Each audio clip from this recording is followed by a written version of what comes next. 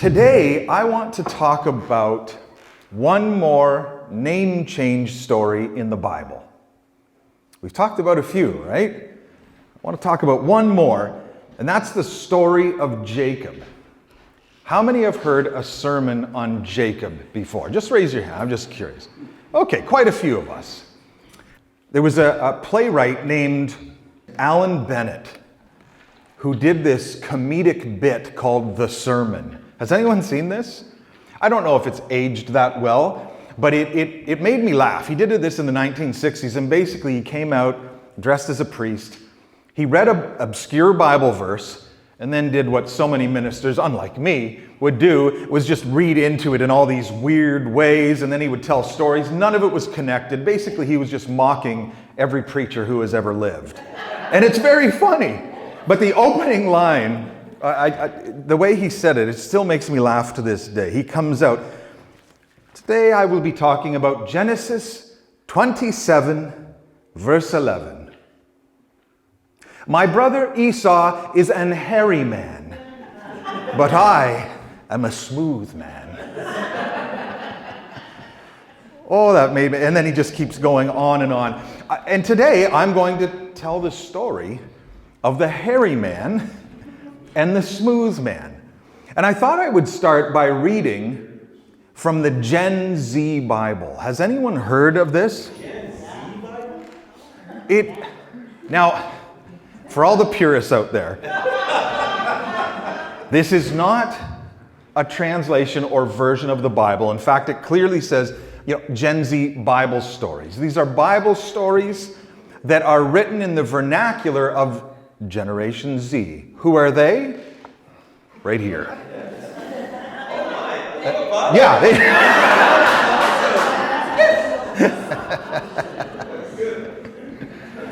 And I just found this kind of refreshing. Now, I just want to prepare some of you.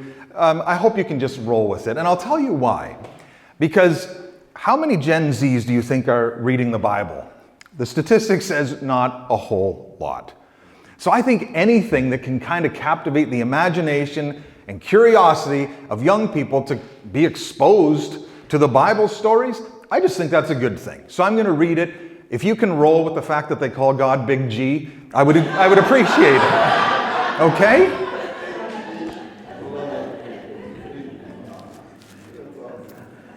Here's the story of Esau and Jacob. Some of them are just gold. I'm probably going to be doing this every week for a while. Genesis chapter 27. Isaac and Rebekah had twin boys, Esau and Jacob. These dudes were totally different from the start. Esau was a wild one, into hunting and outdoorsy stuff. He was born first, and he was all about that firstborn vibe. Jacob, on the other hand, was a homebody, always chilling in the tents. One day, Esau came back from hunting, super hungry, and he saw Jacob cooking up some red stew. He was like, "Bro, give me some of that, I'm starving." Jacob, being sneaky, was like, "Sure, but first give me your birthright." Esau was like, "Birthright, schmirthright, I'm starving, man." So he traded his birthright for a bowl of stew. Total impulse move. Later, when Isaac was getting old and almost blind, he wanted to bless Esau, his firstborn, before he passed on the family blessing. Rebekah overheard it and was like, "Jacob, listen up. We're going to pull a fast one on your dad. Dress up like Esau, get the blessing, and I'll make the food for you." Jacob was hesitant, but he went along with it. He dressed up as Esau and brought Isaac some savory food. Isaac was like, "Who dis?" Jacob was like, "It's Esau, your son." Isaac was still confused, being almost half blind and all. But Jacob convinced him he was Esau, and Isaac blessed him with the family blessing. Later, when Esau came back, Isaac realized what happened, and he was shook. Esau was devastated, and Jacob had to peace out for a while because Esau wanted to get back at him.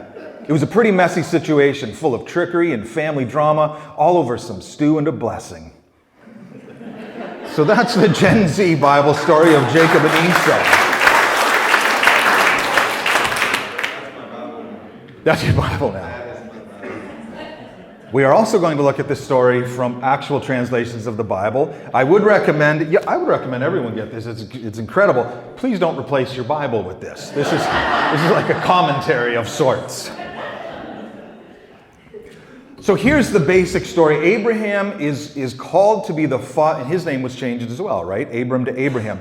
He's called to be the father of a great nation, a people group that will have a very unique relationship with God throughout history. Israel, the Israelites. So Isaac was Abraham's son, and then Isaac and Rebekah had two sons, twins, named Jacob and Esau, the hairy and smooth boys.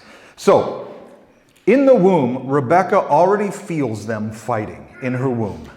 So she prays about this, chapter 25, verse 23. The Lord said to her, 2 nations are in your womb, and 2 people groups from within you shall be divided. The one shall be stronger than the other. The older shall serve the younger. So Esau's the firstborn. He's strong, he's hairy, he's a skilled hunter, he's a bit of a wild man, he's rebellious, he's impulsive. In fact, we read that he goes out and marries 2 Canaanite women against his parents' counsel. And the Bible says that these 2 Canaanite women become a great burden to Isaac and Rebekah. I don't know if that happens today, but apparently back then, who you marry can impact your parents. So be mindful of that, I suppose. Jacob, he's the younger man. He's the smooth one in more ways than one. He's a bit of a fast talker. He's conniving. He's a very schemy man. His name meant heel grabber or deceiver, and we see that throughout his life. Now, he's not the outdoorsy type. He doesn't hunt, stays at home. He's a bit of a mama's boy, and he learns how to cook from his mom. He also happens to be his mom's favorite. The oldest is Isaac's favorite. There's some dysfunction there. There's some serious sibling rivalry going on. Again, this doesn't happen today, but back then, these things were a reality. So one day, his brother Esau comes home from hunting. He's starving. He says and his brother is cooking up a great stew. And he smells it. He's like, oh, it smells delicious. Can I please have a bowl? Now, a kind brother would say, of course. Jacob says, what will you give me for it? Now, again, no siblings would do that today, right? What will you give me for? And Esau's just like, I'm hungry, whatever, what do you want? Your birthright. That seems to escalate pretty quickly, in my opinion. Now, the birthright in ancient culture is, depending on the culture, but basically, typically they would get a double portion of the inheritance from the father, and then they would become the head of the household when the father passed away.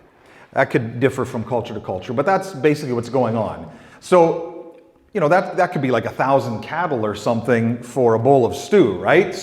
But Esau is hungry, he's impulsive, he says, whatever, I don't care, just give it to me. So this story reveals a lot about the 2 personalities and characters of these 2 brothers, these 2 twins.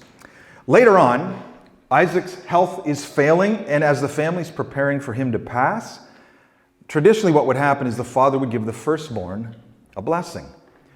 And that happens, but it happens in an unusual way. And I want to read that story for you from an actual translation of the Bible.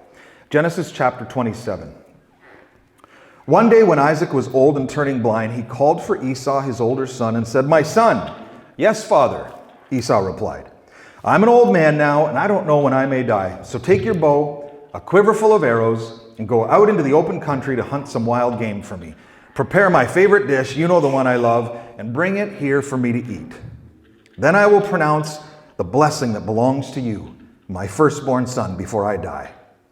Now Rebekah overheard what Isaac had said to Esau. So when Esau left to hunt for the wild game, she said to Jacob, "Listen, I overheard your father say to Esau, 'Bring me some wild game and prepare me a delicious meal. Then I will bless you in the Lord's presence before I die. Now, my son Jacob, listen to me. Do exactly as I tell you. Go out to the flocks, bring me 2 fine young goats. I'll use them to prepare your father's favorite dish. Then take the food to your father so he can eat it and bless you before he dies.'" Now, the apple doesn't fall too far from the tree here, right? Jacob has a mom who is a little bit schemy as well, right? Jacob says, "But mom, my brother Esau is a hairy man, and my skin is smooth. What if my father touches me when he blesses me? He'll see that I'm trying to trick him, and then he'll curse me instead of blessing me." His mother said, "Let the curse fall on me. My son, just do what I tell you. Go out and get the goats for me." So Jacob went out, got the goats. Rebekah took them, prepared a delicious meal just the way Isaac liked it. Then she took Esau's favorite clothes, which were in the house, put them on Jacob so he would smell like Esau. She covered his arms and the smooth part of his neck with the skin of young goats. And this fools Isaac. He was a hairy dude, Esau. Can you imagine feeling a goat and being like, "Yep, that's my boy"? She gave Jacob the delicious meal, including freshly baked bread. So Jacob took the food to his father. "My father," he said.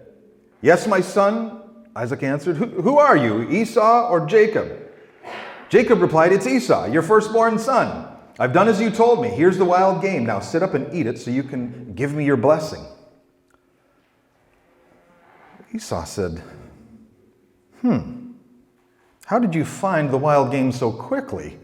I think I just sent you out." Jacob replied, "The Lord your God put it on my path." So he's not just being deceitful here. Now he's bringing God into his lie. This is getting kind of intense, I think. I mean, I've said a few lies in my day, but I don't think I've brought the Lord into it. You know what I'm saying? Isaac said to Jacob, "Come closer so I can touch you and make sure that you are really Esau. This isn't adding up." So Jacob went closer to his father. Isaac touched him, and Isaac said, "The voice is Jacob's, but the goat-like hands are Esau's. So, you know what? I guess it is you." He didn't recognize Jacob, so he prepared to bless Jacob, but he hesitated. He said, "Oh, man, I don't know. Are you really my son Esau?" Jacob said, "Yes, I am." Then Isaac said, "Okay, all right, bring me the wild game. Let me eat it. Then I'll give you my blessing." So Jacob took the food to his father. Isaac ate it. He also drank the wine that Jacob brought him. Then Isaac said to Jacob, "Okay, one more little test. Please come a little closer and kiss me, my son." So Jacob went over and kissed him, and when Isaac caught the smell of his clothes, he was finally convinced. He said, "The smell of my son is like the smell of the outdoors, which the Lord has blessed." And then he blessed his son. He said this, "From the dew of heaven and the richness of the earth, may God always give you abundant harvest of grain and bountiful new wine. May many nations become your servants. May they bow down to you. May you be the master over your brothers, and may your mother's sons bow down to you. All who curse you will be cursed, and all who bless you will be blessed. May God Almighty bless you and make you fruitful and increase your numbers until you become a community of peoples. May God give you and your descendants the blessing given to Abraham, my father, so that you may take possession of the land where you now reside as a foreigner, the land God gave to Abraham." It's quite a blessing. As soon as Jacob had received the blessing, he left. Guess who comes home? Esau. He prepares the food, goes into his father. You can imagine the confusion and disappointment when Isaac realizes what has happened, eh? You can also imagine how Esau feels. Rage. Esau exclaimed, "No wonder his name is Jacob," which means heel grabber, "for now he has cheated me twice. First he took my rights as the firstborn, now he's stolen my blessing. Father, haven't you saved a blessing for me?" And then Esau broke down and wept. From that time on, Esau hated Jacob because their father had given Jacob the blessing, and Esau began to scheme. He's catching on. If he's going to scheme, I'm going to scheme. He says, "I will soon be mourning my father's death.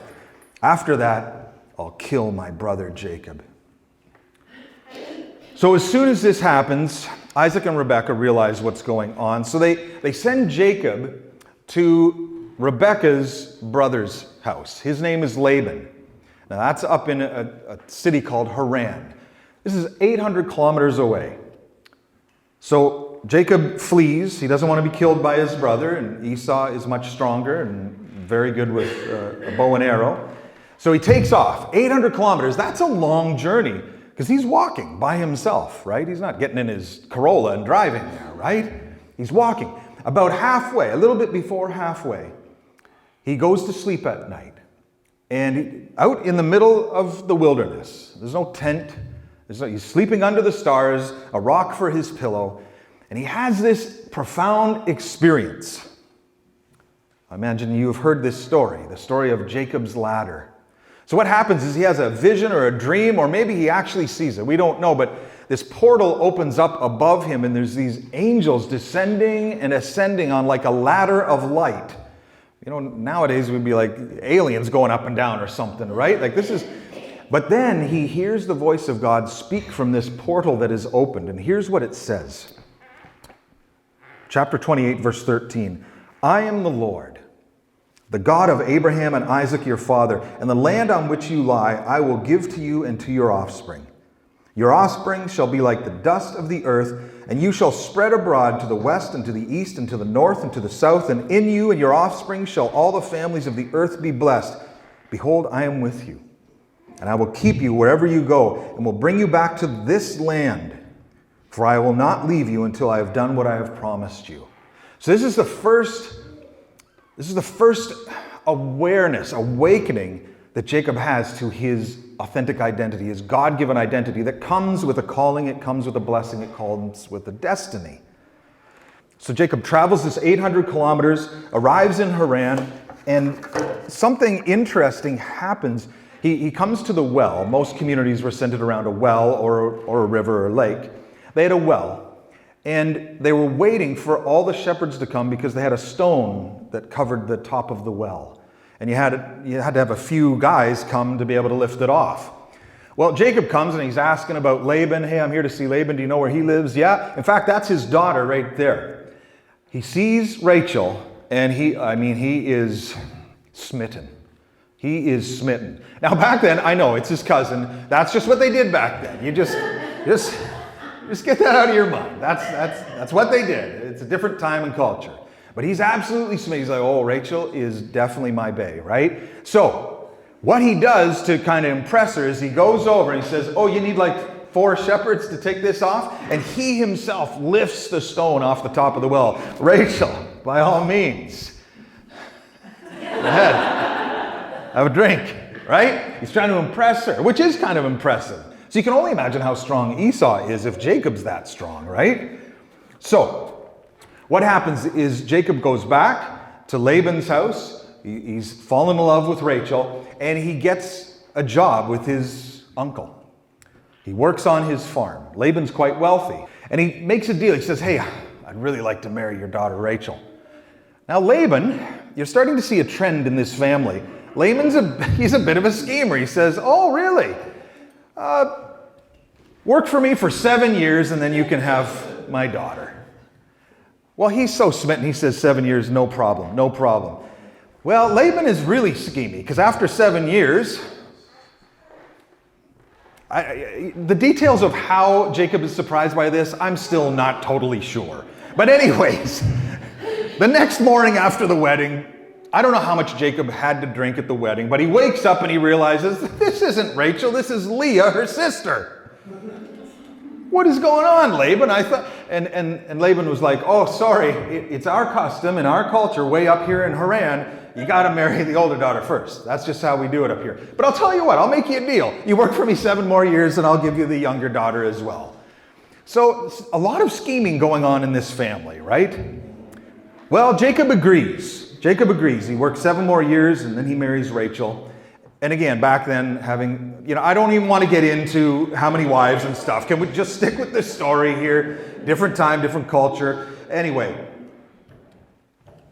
they make an arrangement, Jacob and Laban.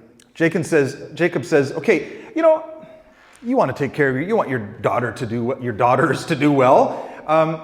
We should make an arrangement so I can start building my own flock and my own herd, my own ranch here. So I won't get into the details, but he comes up with a scheme that will end up with him getting all the strongest and best cattle and goats and sheep. And so he does this and he starts getting all the best cattle and he starts to become richer and more successful and prosperous than Laban. Doesn't take long for Laban's sons who are like, this guy's stealing all our inheritance. So they start scheming against him. There's a lot of scheming going on, plotting to kill him. So finally Jacob realizes, it's probably time for me to leave. And so he prays about it, and God says, yes, you should go. It's time for you to go back to Canaan, go back to the land that I promised you. So Jacob and his families and all his servants and all his cattle and goats and sheep and donkeys, and they start heading out. There's more drama. I won't get into all the details, but Laban ends up chasing because he thinks they've stolen some stuff from him. But then God appears to Laban in a dream and says, don't hurt Jacob. He's my servant. And Laban says, okay. So they meet up, and Laban says, okay, I'll just bless you. And off they go. So Jacob he's dealt with the threat behind him, and now his mind starts to think about the threat in front of him. He's going back to Canaan, the land of his father and grandfather, where Esau still lives. So he's getting nervous. So here's what happens. He starts scheming and strategizing. So what he does is the first thing he does is he sends messengers back to Esau to kind of test the waters. Is he still mad? Come on, we were kids, right? Does he still want to kill me? So he sends messages back. And then the messengers ride really quickly on their camels. And then they come back and they say, so Esau's coming out to meet you. Oh, okay, that's interesting. Yeah, with 400 of his strongest men. Oh, that's not a good sign. So Jacob starts scheming more. What he does is he divides his two families into two different camps. And he puts them in different areas. So if Esau comes and attacks one of them, well, okay, I guess I'll grieve that family, but I still have this family, sort of thing, right? I don't know what was going on in his mind, but that's what he did, okay? So then what he does is, okay, more strategizing. He sends 3 waves of his servants with gifts for Esau to kind of soften him up. So, one wave will come, all these gifts. Okay. Then another wave, all these gifts. And we're talking like a significant gift here. Let me read what was sent to him. 200 female goats, 20 male goats, 200 ewes, 20 rams, 30 female camels with their young, 40 cows, 10 bulls, 20 female donkeys, and 10 male donkeys. Like he is really trying to butter him up, right? And I think there's an offer at the end. Hey, and I got even more if you need it, right? Just don't kill me and my family. So he sends them out, and then he sends his family across the river, and then he stays behind and he prays. And it's interesting because his second mystical encounter with God happens. His first one happened when he was halfway from Canaan to Haran. The second one happens about halfway from Haran back to Canaan. And again, he's alone. He's in the middle of the wilderness, underneath the stars, and it's also at night. And he has this experience. Let me tell you about it. So what happens is he's praying, it's like midnight or so, and a man appears and starts to fight him, hand-to-hand combat. He doesn't know who this man is. He thinks it might be someone sent from Esau to kill him. So they're wrestling, and it says they wrestle all night. Now, just for some context, a professional fight lasts about 20 minutes. It would be exhausting to wrestle. You try and physically wrestle someone all night. And I think that is just the greatest metaphor for the spiritual journey. It's like an all-night wrestle. That's a metaphor for a true prayer session. I mean, that's prayer. It's like wrestling all night. And when the dawn is coming, Jacob is realizing he can't win. But he's not given up, right? And then the person he's wrestling with puts his hip out of joint, dislocates his hip. And now Jacob's like, I'm in trouble. So what he does is he grabs a hold of his wrestling opponent and he says, I will not let you go until you bless me, which is such an interesting thing to do. And so his wrestling opponent, who turns out to be God, reveals that and says, what's your name? And Jacob says, my name's Jacob. And then his wrestling partner, God, says this in verse 28 of chapter 32. Your name shall no longer be called Jacob, but Israel, for you have struggled with God and with men and have prevailed. Now, immediately after this, the man leaves, and then like an hour later, he sees Esau and his 400 men on the horizon. He starts scheming again, sends his family out before him. He goes out behind. He bows down 7 times on his way to see Esau. Esau comes up, hugs him. They both start crying. It's a beautiful reunion. Esau has forgiven him. I'd love to know more of Esau's story, but we don't know what happens. We don't know his story. I'd like to think he obviously has a connection with the divine as well, but we don't know. But it's such a beautiful and powerful story. And it reveals a lot about our God-given identity. So I just want to share 9, very briefly, 9 insights we see from this story, very briefly. First thing is this. Jacob's authentic God-given identity, it's revealed in phases. It doesn't just come all at once, right? It comes throughout. In fact, it begins being revealed not even to him, but to his mother. In fact, this is a theme in the Bible, right? Like David talks about, God, you created me in my inmost being. You knit me together in my mother's womb. God says to Jeremiah 1:5, before I formed you in your mother's womb, I knew you. Before you were born, I set you apart and appointed you as a prophet to the nations. So there's something about our God-given identity that exists before we do. Second insight. Although it's a process and it happens slowly, we do have moments in life, or many of us do, where we have big revelations. We call them mystic encounters or God moments, and many people of faith have had these. Not everyone, but Jacob has 2 of them that we read, right? And they're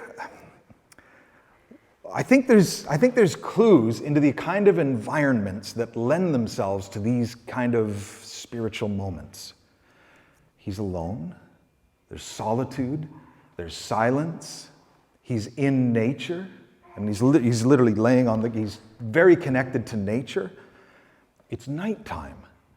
There's something awesome about morning prayers, but there's something powerful about nighttime prayers. If you've ever spent time like a significant amount of time praying and being present with God over the night. In fact, throughout history, there's a tradition of praying all night for vigil. That's where that comes from. So there's certain conditions, certain environments that can actually help us enter a space where we are more receptive to the divine. I call these creating thin places. We can become a thin place. That's number 2. Number 3, after his big epiphany, these God moments, these God encounters, Jacob continues in his scheming ways. Did you notice that? He doesn't just completely change. He's this completely new person. He is different, but he's paradoxically still the same. And the same is true for us. Now, I'm going to put a pin in that. We'll talk about that in the next message. But there is a paradox. There is a contradiction within us. It's not like all of a sudden we have this moment of realizing a bit about our God-given identity, and we're completely different people. Insight number 4. When Jacob wrestles with God, he walks away from that divine encounter with both a blessing and a limp. It's often through a wound in life, a wound that slows us down. That's often the way we become more aware of our genuine, authentic, God-given identity. We see this all throughout so many stories. Number 5, in his wrestling match, he realizes he can't win. So he stops struggling with the source of his struggle, and instead he embraces the source of his struggle. That's very profound. And he seeks a blessing in his struggle. This is huge. I think this is a powerful spiritual awakening moment for all of us. When we stop struggling with our struggles, as if we can finally defeat them, as if we will reach this point in life where there is no more struggle. Not going to happen. In fact, we often see our struggle. That's what holds us back from growing spiritually. Our struggles is what holds us back from receiving blessings in life. Or our struggles, that is what is preventing us from living into our God-given identity. That's not the case. Jacob shows us it's when we stop struggling with our struggle and instead embrace it, then our struggle becomes a source of blessing. It actually becomes the thing that helps reveal our authentic self. Insight number 6. God says Jacob has struggled and prevailed. And that's interesting because Jacob didn't win the wrestling match, right? How did he prevail? Well, it's not about winning. It's not about defeating our opponents, defeating other people, and defeating our struggles, eliminating our struggles in life. It's about persevering in this struggle. He didn't give up. Even though he knew he couldn't win, he didn't give up. So we don't overcome by winning. We prevail by changing how we engage the struggles of life. Number 7, I just want to get these points out, and then we'll dive into some of them a little more deeply with more stories in the next 2 weeks. Jacob is in his mid-40s when God changes his name. Becoming aware of and manifesting our God-given identity is usually something that happens in the second half of life. Lots of literature on that. I know some of you have read.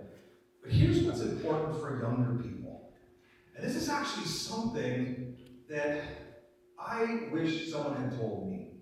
Because I was a very spiritual young man, very, very curious and passionate about God and the spiritual things. And I became very preoccupied with understanding my God-given identity and trying to become that. And in a way, I neglected developing a healthy, functional ego.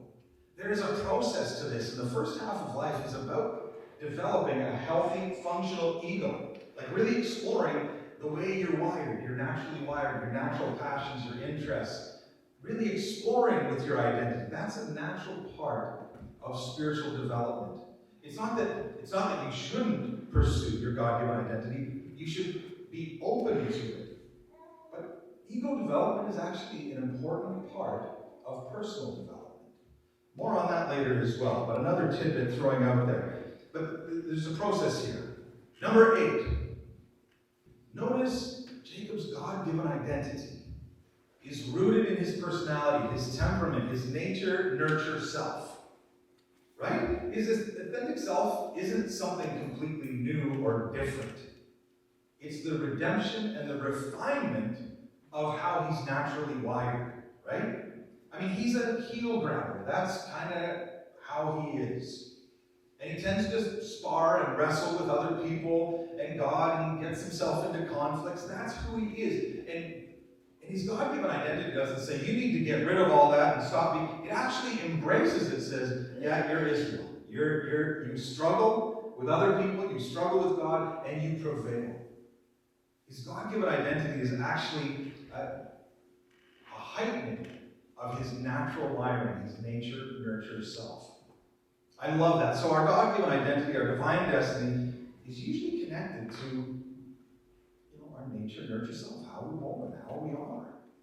The epiphany, the revelation, is when we begin to see how God can and will use our particularities, our uniqueness, in ways that we can't even imagine. Finally, one more thing. What that means is God created you the way you are for a reason. And often, even Jacob's scheminess, right? God actually uses that. Anyway, you are the way you are for a reason. Number 9, this is the last one. Jacob is finally ready to go back to Canaan. Sees his destiny, the land God promised to him.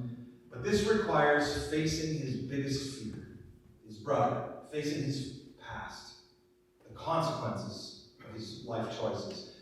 And he's finally strong enough to face his fear, even though now he is weaker because of his limp, his wound.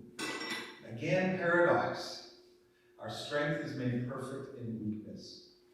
I'll stop with this. Speaking of your identity, the creator of all this beauty. I love the created world, the mountains, the rivers, this is such a beautiful world. And the creator of all this beauty, the majestic mountains and trees and lakes, God looked at this amazing creation and said, there's something missing. The world needs a you. That's the truth. God looks at this amazing, beautiful creation. Oh, you know what? The world needs a Micah. That's what the world needs. Or a Laura. Or I don't want to start naming everyone, but just say it, pretend that I said your name. Because God looked at creation and said, it needs one more thing. God needs you.